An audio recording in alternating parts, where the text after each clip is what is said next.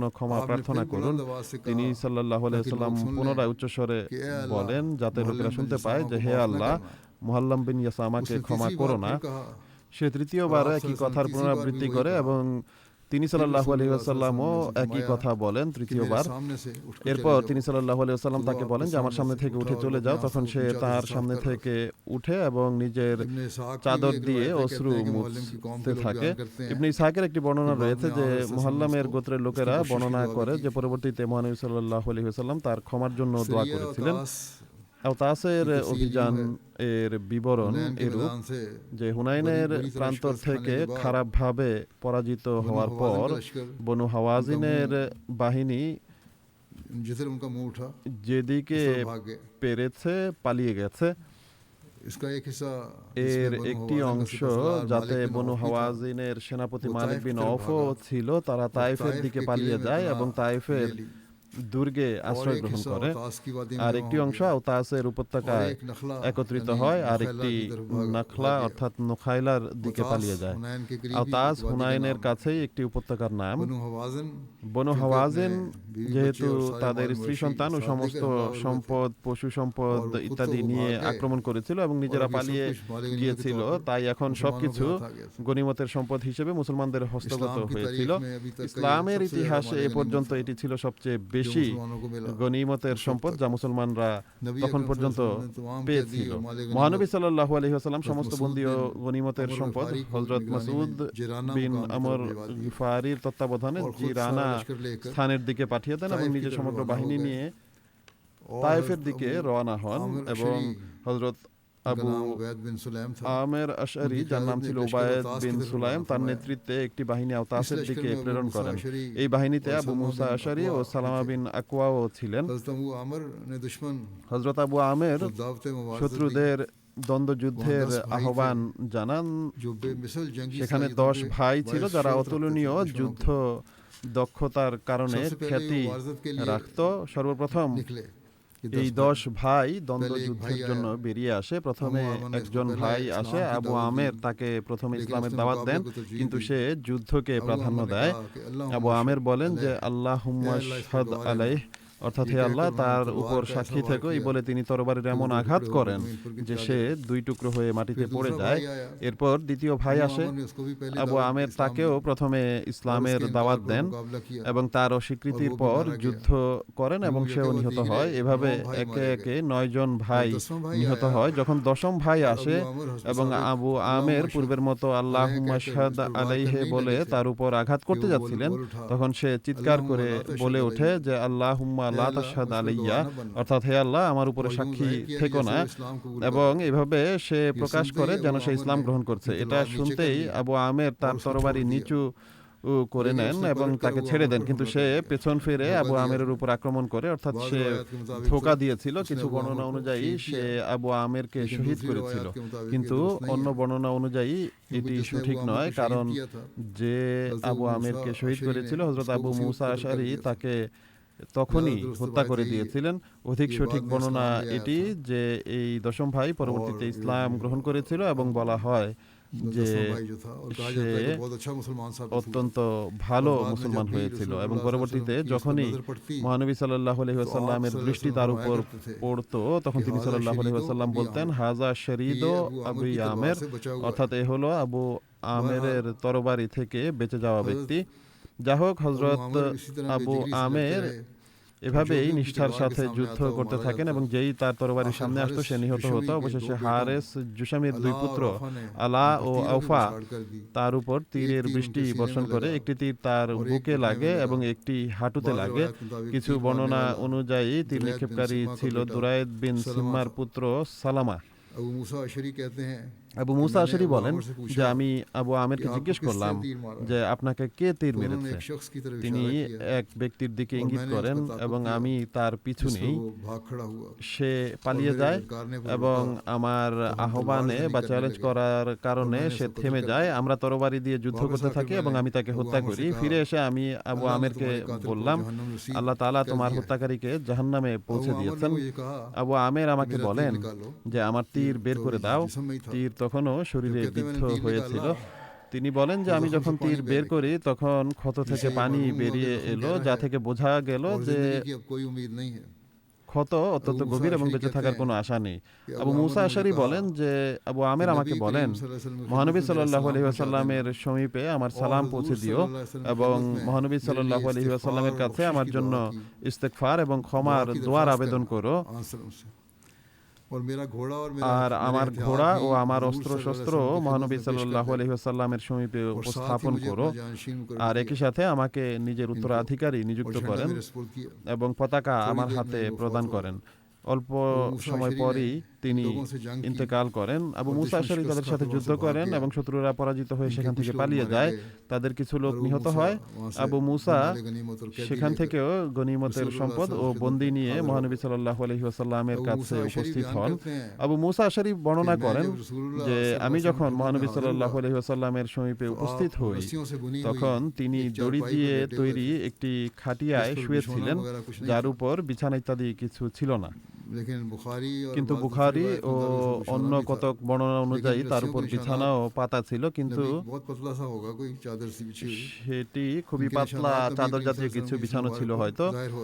তার চিহ্ন অর্থাৎ দড়ির চিহ্ন মহানবী সাল্লাল্লাহু আলাইহি ওয়াসাল্লামের পবিত্র শরীরে প্রকাশিত হচ্ছিল। তিনি বলেন যে আমি আওতাসের যুদ্ধের বিবরণ তার সমীপে উপস্থাপন করি এবং আবু আমেরের শাহাদাতের বিবরণ বলে তার দোয়ার আবেদনও উপস্থাপন করি। এতে মহানবী সাল্লাল্লাহু আলাইহি ওয়াসাল্লাম পানি আনিয়ে ওযু করেন এবং এরপর নিজের উভয় হাত উত্তোলন করে দোয়া করতে করতে বলেন যে আল্লাহুম্মা গফির লি উবাইদিন আবি আমের আল্লাহুম্মা জাআলহু ইয়াউমাল কিয়ামাতি ফাওকা কাসীরিম মিন খালকিকা মিনান নাস, অর্থাৎ হে আল্লাহ উবাইদ আবু আমেরকে ক্ষমা করে দাও, হে আল্লাহ কিয়ামতের দিন তোমার সৃষ্টিকুলের মধ্যে মানুষদের থেকে তাকে সবচেয়ে উঁচু স্থান দান করো। আবু মুসা আশারি বর্ণনা করেন যে আমি নিবেদন করি, হে আল্লাহ রাসূল সাল্লাল্লাহু আলাইহি ওয়াসাল্লাম আমার জন্য ক্ষমার দোয়া করুন। এতে তিনি সাল্লাল্লাহু আলাইহি ওয়াসাল্লাম তার জন্য দোয়া করতে গিয়ে বলেন যে আল্লাহুম্মা গফির লি আবদুল্লাহ ইবনে কায়েস জামবাহু ওয়া আদখিলহু ইয়াউমাল কিয়ামাতি মুদখালান কারীমা, অর্থাৎ হে আল্লাহ আব্দুল্লাহ বিন কায়েস অর্থাৎ আবু মুসা আশারির নাম ছিল এটি, তার গুনাহ ক্ষমা করে দাও এবং তাকে কিয়ামতের দিনে সম্মানিত স্থান দান করো। এরপর তুফাইল বিন আমর দৌসির অভিযানের বর্ণনা রয়েছে যা জুলকুফাইনের দিকে পরিচালিত হয়েছিল। এটি 8ম হিজরির শাওয়াল মাসে সংঘটিত হয়েছিল। মহানবী সাল্লাল্লাহু আলাইহি ওয়াসাল্লাম যখন হুনাইন থেকে তায়েফের দিকে রওনা হন তখন তিনি তুফাইল দৌসিকে জুলকুফাইন নামক মূর্তি ভেঙে ফেলার জন্য পাঠান। হযরত তুফাইল দৌস গোত্রের সাথে সম্পর্কিত ছিলেন এবং তার জাতির মধ্যে একজন উচ্চমানের কবি এবং জ্ঞানী গুণী ব্যক্তি হিসেবে প্রসিদ্ধ ছিলেন। তিনি মক্কি যুগে মহানবী সাল্লাল্লাহু আলাইহি ওয়াসাল্লামের সাথে সাক্ষাৎ করেছিলেন এবং সেই সময়ই ইসলাম গ্রহণ করেছিলেন। বলা হয় যে হুনাইনের যুদ্ধের পর তিনি নিজেই মহানবী সাল্লাল্লাহু আলাইহি ওয়াসাল্লামের কাছে অনুরোধ করেছিলেন যেন জুলকুফাইন নামক মূর্তি ভাঙার জন্য তাকে প্রেরণ করা হয়। মহানবী সাল্লাল্লাহু আলাইহি ওয়াসাল্লাম তাকে এই অভিযানের আমির নিযুক্ত করেন এবং এই উপদেশ দেন যে সালামকে ব্যাপকভাবে প্রচার করো, অর্থাৎ শান্তিকে প্রসার দাও, মানুষকে খাদ্য খাওয়াও, তাদেরকে ক্ষুধার্ত মারবে না, আল্লাহ তাআলার সাথে এমনভাবে লজ্জা করো যেভাবে এক সম্মানিত ব্যক্তি তার পরিবারের কাছে লজ্জা করে। যখনই কোনো ভুল বা পাপ হয়ে যায় তখন তার সাথে সাথেই নেক কাজ করে নিও, কেননা ভালো কাজ মন্দকে দূর করে দেয়। এরপর তিনি বলেন যে নিজের জাতির লোকদের সাথে নিয়ে যাও এবং এই কাজ সম্পন্ন করে তায়েফে ফিরে এসো। অতএব হযরত তুফাইল তার জাতির 400 লোককে সাথে নেন এবং কাঠের তৈরি সেই মূর্তিতে আগুন লাগিয়ে জ্বালিয়ে দেন এবং তখন এই কবিতা পড়েন যে হে জুলকুফাইন, শোনো আমি তোমার উপাসকদের মধ্যে নই, কেননা তুমি তো এখন তৈরি হয়েছ যখন কিনা আমাদের জন্ম তোমার জন্মেরও পূর্বের। দেখো আমি তোমার ভেতরে ও বাইরে সর্বত্র আগুনের শিখা দিয়ে জ্বালিয়ে দিয়েছি। এই অভিযান সফলতার সাথে সম্পন্ন করার পর তিনি তায়েফে ফিরে আসেন। মহানবী সাল্লাল্লাহু আলাইহি ওয়াসাল্লাম তায়েফে পৌঁছার মাত্র 4 দিন হয়েছিল। হযরত তুফাইল তার সাথে 400 বীর যোদ্ধাও নিয়ে এসেছিলেন এবং সেই সময়ের আধুনিক যুদ্ধাস্ত্র অর্থাৎ মিনজানিক এবং দ্য বাবাও নিয়ে আসেন। মিনজানিক হলো এমন একটি যন্ত্র যা দিয়ে বড় বড় পাথর নিক্ষেপ করা হয়, অর্থাৎ কামানের মতো। আর দ্য বাবা হলো কাঠের একটি মজবুত বদ্ধ গাড়ির মতো বাক্স, যেমনটি আজকাল সাজোয়া যান হয়ে থাকে, তেমনি সেই যুগে ছিল। এর নিচে কয়েকজন লোক ঢুকে দুর্গের প্রাচীরে পৌঁছে যেত এবং শত্রুর হাত থেকে নিরাপদ থেকে প্রাচীরে ফাটল সৃষ্টি করত। এই অস্ত্রসমূহ প্রথমবার তাইফের যুদ্ধে ব্যবহৃত হয়েছিল। তাইফের যুদ্ধ 8ম হিজরি সনের শাওয়াল মাসে সংঘটিত হয়েছিল, আর তায়েফ মক্কা থেকে পূর্ব দিকে অবস্থিত। এর ইতিহাস হলো এটি মক্কা থেকে পূর্ব দিকে প্রায় 90 কিলোমিটার দূরত্বে অবস্থিত একটি প্রসিদ্ধ শহর। তায়েফ অত্যন্ত সুদৃঢ় স্থান ছিল। এটিকে তায়েফ বলার কারণ হলো এর চারদিকে সুরক্ষার জন্য প্রাচীর ছিল। এখানে সাকিফ গোত্র বসবাস করত, যারা অত্যন্ত সাহসী ও বীর ছিল। সমস্ত আরবের মধ্যে বিশিষ্ট এবং কুরাইশদের সমকক্ষ ছিল। উরওয়া বিন মাসউদ, যিনি এখানকার নেতা ছিলেন, তার বিয়ে হয়েছিল আবু সুফিয়ানের মেয়ের সাথে। কাফের মক্কাবাসীরা বলতো যে কোরআন যদি অবতীর্ণ হতো তাহলে মক্কা বা তায়েফের নেতাদের উপর অবতীর্ণ হওয়া উচিত ছিল। এখানকার লোকেরা যুদ্ধ কৌশলেও পারদর্শী ছিল। তারা বলতো যে এটি কোনো বড় মানুষের উপর অবতীর্ণ হওয়া উচিত ছিল। বড় মানুষরা তো এই দুই জায়গায় বসবাস করে, রাসূলুল্লাহ সাল্লাল্লাহু আলাইহি ওয়াসাল্লামের উপর অবতীর্ণ হওয়ার পরিবর্তে। যাই হোক, এখানে একটি সুরক্ষিত দুর্গ ছিল। শহরবাসী এক বছরের খাদ্য সংগ্রহ করেছিল। চারিদিকে মিনজানিক এবং সর্বত্র দক্ষ তীরন্দাজ নিয়োজিত করে রেখেছিল। এই যুদ্ধ আসলে হুনাইনের যুদ্ধেরই ধারাবাহিকতা, কেননা হাওয়াজিন ও সাকিফের অধিকাংশ পরাজিত ব্যক্তি তাদের সর্দার মালিক বিন অফ নসরির সাথে পালিয়ে তায়েফেই এসেছিল এবং এখানেই দুর্গাবদ্ধ হয়ে গিয়েছিল। তাই মহানবী সাল্লাল্লাহু আলাইহি ওয়াসাল্লাম হুনাইন থেকে অবসর হয়ে সমস্ত গনিমতের মাল এবং 6000-এর অধিক বন্দী দাসদাসী মক্কার কাছে এক উপত্যকায় পাঠালেন, যার নাম জিরানা, এবং নিজে তায়েফ অভিমুখে রওনা হন। জিরানাও মক্কা ও তায়েফের পথে মক্কার কাছে একটি কূপের নাম। মক্কা থেকে এর দূরত্ব প্রায় 17 মাইল। এই গনিমতের সম্পদের উপর তিনি বুদাইল বিন ওয়ারাকা বা হযরত মাসউদ বিন আমর গিফারিকে তত্ত্বাবধায়ক নিযুক্ত করেন। যাই হোক, তিনি হযরত খালিদ বিন ওয়ালিদের নেতৃত্বে 1000 সৈন্যের অগ্রবাহিনী প্রেরণ করেন। তারা সেখানে পৌঁছে দুর্গবাসীদের সাথে অর্থাৎ তায়েফবাসীর সাথে আলোচনার চেষ্টা করেন, কিন্তু দুর্গবাসীরা রাজি হয়নি। হযরত খালিদ বিন ওয়ালিদকে প্রেরণের পর মহানবী সাল্লাল্লাহু আলাইহি ওয়াসাল্লাম নিজেও তায়েফের দিকে রওনা হন। পথের পারদর্শীরা সঙ্গে সঙ্গে ছিল, সৈন্যবাহিনীর সামনে তারা চলছিল। পথে হুনাইনের যুদ্ধে শত্রুবাহিনীর সেনাপতি মালিক বিন আউফের একটি দুর্গ ছিল। মহানবী সাল্লাল্লাহু আলাইহি ওয়াসাল্লাম জিজ্ঞেস করেন যে এতে কেউ বাস করে কিনা। বলা হয় যে এটি খালি। তখন তিনি এটি ধ্বংস করিয়ে দেন। এরপর যাত্রা অব্যাহত রেখে তায়েফে পৌঁছেন এবং তায়েফের দুর্গের কাছে তাঁবু খাটিয়ে এর অবরোধ করেন। তায়েফবাসী দীর্ঘ সময় ধরে এই যুদ্ধের জন্য প্রস্তুতি নিচ্ছিল। তারা দুর্গের নির্মাণ ও মেরামত করেছিল এবং 1 বছরের খাদ্যশস্য ও অন্যান্য প্রয়োজনীয় জিনিসও সংগ্রহ করে রেখেছিল। আর হুনাইনের ময়দানে অপ্রত্যাশিত পরাজয়ের পর যারা পালিয়ে আসতে পেরেছিল তারা সবাই এই দুর্গে আশ্রয় নিয়েছিল এবং দুর্গের দরজা বন্ধ করে নিয়েছিল। মহানবী সাল্লাল্লাহু আলাইহি ওয়াসাল্লাম প্রথমে তায়েফের খুব কাছে একটি খোলা জায়গায় শিবির স্থাপন করেন। তখনও সৈন্যবাহিনী সম্পূর্ণভাবে অবস্থান নেয়নি। এমন সময় দুর্গ থেকে তীরন্দাজরা তীব্র তীর নিক্ষেপ করে অনেক মুসলমানকে আহত করে। তখন হযরত হুব্বাব বিন মুনজির মহানবী সাল্লাল্লাহু আলাইহি ওয়াসাল্লামের সমীপে উপস্থিত হয়ে নিবেদন করেন যে হে আল্লাহর রাসূল সাল্লাল্লাহু আলাইহি ওয়াসাল্লাম, এই জায়গা আমাদের শিবিরের জন্য উপযুক্ত নয়, কারণ তায়েফবাসী দক্ষ তীরন্দাজ আর তাদের তীর দূর পর্যন্ত পৌঁছায়। অতএব মহানবী সাল্লাল্লাহু আলাইহি ওয়াসাল্লাম তাকে নির্দেশ দেন যে কোনো উপযুক্ত জায়গা নির্বাচন করুন। এরপর একটি নতুন স্থানে পুরো সেনাবাহিনী স্থানান্তরিত হয়।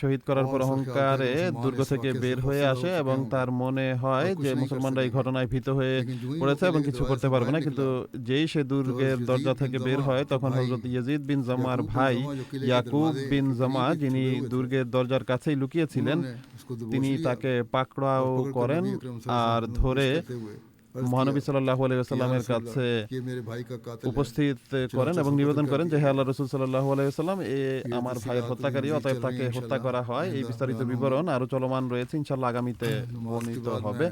নামাজের পর আমি দুটি গায়েবানা জানাজাও পড়াবো। पहला है मुकर्रम डॉक्टर প্রথমটি হলো सैयद शाहब अहमद साहब মোকাররম ডাক্তার সৈয়দ শাহাব আহমদ সাহেবের, যিনি इंडिया के थे। আজকাল কানাডায় ছিলেন, মূলত ভারতের অধিবাসী। তিনি এই কিছুদিন পূর্বে 96 বছর বয়সে ইন্তেকাল করেন। ইন্না লিল্লাহি ওয়া ইন্না ইলাইহি রাজিউন। মরহুম ওসিয়তকারী ছিলেন। इनके एक बेटा और 3 बेटे তার हैं। এক ছেলে ও 3 মেয়ে রয়েছে। अभी आगे भी नस्ल है इनकी। তার পরবর্তী বংশধররাও আছেন।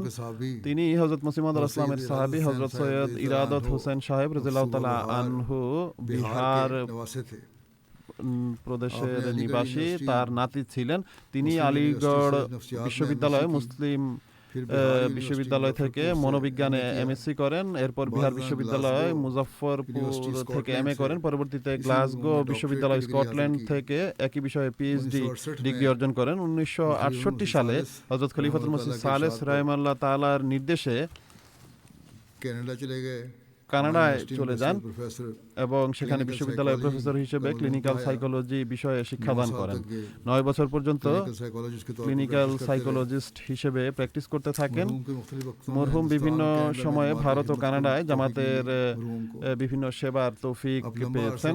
তিনি দীর্ঘ সময় ধরে সাসকাটন জামাতের पहले सेक्रेटरी প্রেসিডেন্ট ছিলেন। এর পূর্বে সেক্রেটারি তবলিগ হিসেবেও সক্রিয় সেবার তৌফিক লাভ করেছেন। में सेक्रेटरी इशाद के পরবর্তীতে এডমিন্টনে সেক্রেটারি ইশায়াত ছাড়াও তরবিয়ত ও তালিম বিভাগেও সেবা করেছেন। তিনি একজন সফল দাঈ আল্লাহ ছিলেন এবং বেশ কয়েকটি বয়াত করানোর তৌফিক পেয়েছেন। আহমদিয়া জামাত কানাডার ইতিহাস ইংরেজি ভাষায় লেখা হচ্ছে, এর একটি অংশ সংশোধনেরও তিনি সুযোগ পেয়েছেন। সাসকাটন কানাডায় বেশ কয়েকটি আন্তঃধর্মীয় সম্মেলন আয়োজনের তৌফিক পেয়েছেন, যার মাধ্যমে সেখানকার শিক্ষিত সমাজে জামাতের বার্তা পৌঁছায়। বিভিন্ন প্রতিষ্ঠানে ইসলাম ও আহমদিয়াত বিষয়ে বক্তৃতার সুযোগও তিনি পেয়েছেন। বিভিন্ন লাইব্রেরিতে জামাতের বই পুস্তকও রাখিয়েছেন। তিনি একটি জ্ঞানী ব্যক্তিত্বের অধিকারী ছিলেন। ইসলাম ও আহমদিয়াতের সমর্থনে ইংরেজি ও উর্দু ভাষায় তার বিভিন্ন প্রবন্ধ জামাতি পত্রিকা ও সাময়িকী ছাড়াও অন্যান্য পত্রপত্রিকায় প্রকাশিত হতে থাকে। তার একটি গুরুত্বপূর্ণ অবদান হলো বিহার প্রদেশ ভারতের আহমদিয়াত ইতিহাস সংকলন করা। তার দুটি বই রয়েছে, বিহার প্রদেশের আসহাবে আহমদ এবং বিহার প্রদেশের শহীদানে আহমদিয়াত ও কয়েকজন প্রাথমিক নিষ্ঠাবান। এই দুটি বই প্রকাশিত হয়ে গেছে, বেশ ভালো বই।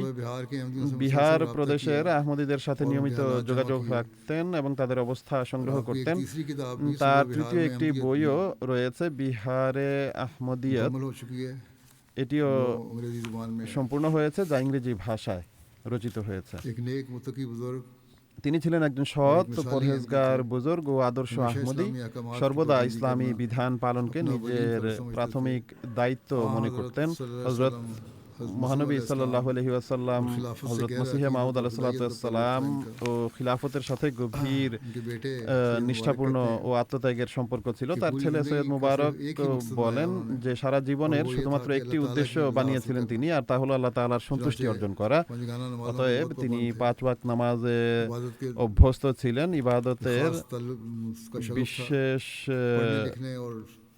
অনুরাগ ছিল, পড়াশোনা ও শেখার প্রতিও অনেক আগ্রহ ছিল। জীবনের শেষ দিনগুলোতেও নতুন বই কিনতেন এবং বৃদ্ধ বয়স সত্ত্বেও জুমার নামাজের জন্য নিয়মিত যেতেন।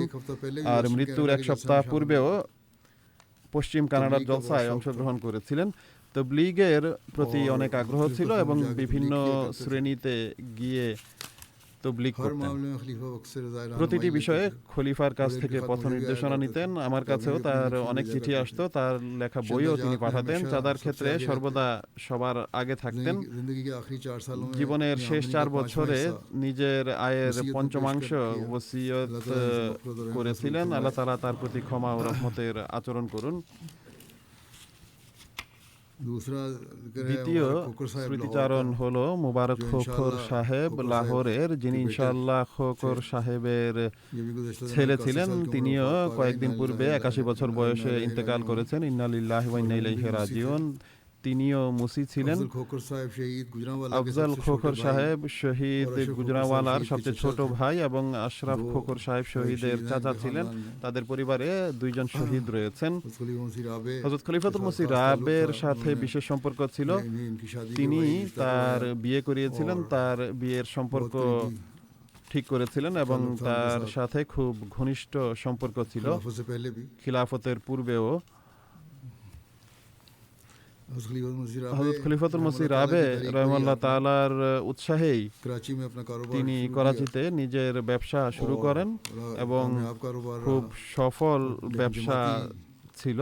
তবে लिहाज से कोई জামাতি দিক থেকে কোনো ऐसा हम खिदमत গুরুত্বপূর্ণ সেবা তার উপর অর্পিত হয়নি। তবে জামাতি সেবার জন্য যখনই তাকে ডাকা হতো তিনি তৎক্ষণাৎ উপস্থিত হয়ে যেতেন। जमात और खिलाफत के साथ জামাত ও नहायत খিলাফতের करीबी সাথে रखते थे। অত্যন্ত গভীর নিষ্ঠাপূর্ণ সম্পর্ক রাখতেন, অত্যন্ত বন্ধুবৎসল, দয়ালু এবং মানুষের কষ্টের অনুভব করতেন এমন ব্যক্তি ছিলেন। रफ़ाया कामों में তা मशहूर हिस्सा लेते। দূর করার চেষ্টা করতেন, अपनी वालदा मरहूमा के জনকল্যাণমূলক नाम पर भी কাজে तालीमी এগিয়ে नसीहत और तालीमी আসতেন। वजीफा তার জারি মরহুমা কিয়া হুয়া থা। মায়ের নামে শিক্ষাবৃত্তিও চালু করেছিলেন তিনি। उस्मान खान में अलिया के अलावा एक बेटी और दो শোক बेटे সন্তপ্ত शामिल हैं। পরিবারে স্ত্রী ছাড়াও এক মেয়ে ও দুই ছেলে রয়েছে। আল্লাহ তাআলা তার প্রতি ক্ষমা ও রহমতের আচরণ করুন।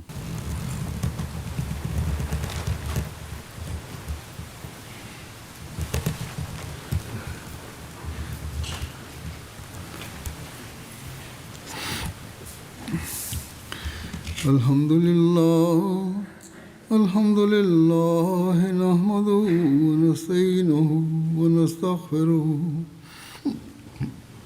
ونؤمن به ونتوكل عليه ونعوذ بالله من شرور أنفسنا ومن سيئات أعمالنا من يهده الله فلا مضل له ومن يضلل فلا هادي له ونشهد أن لا إله إلا الله ونشهد أن محمدا عبده ورسوله عباد الله رحمكم الله إن الله يأمر بالعدل والإحسان وإيتاء ذي القربى وينهى عن الفحشاء والمنكر والبغي يعظكم لعلكم تذكرون اذكروا الله يذكركم وادعوه يستجب لكم ولذكر الله أكبر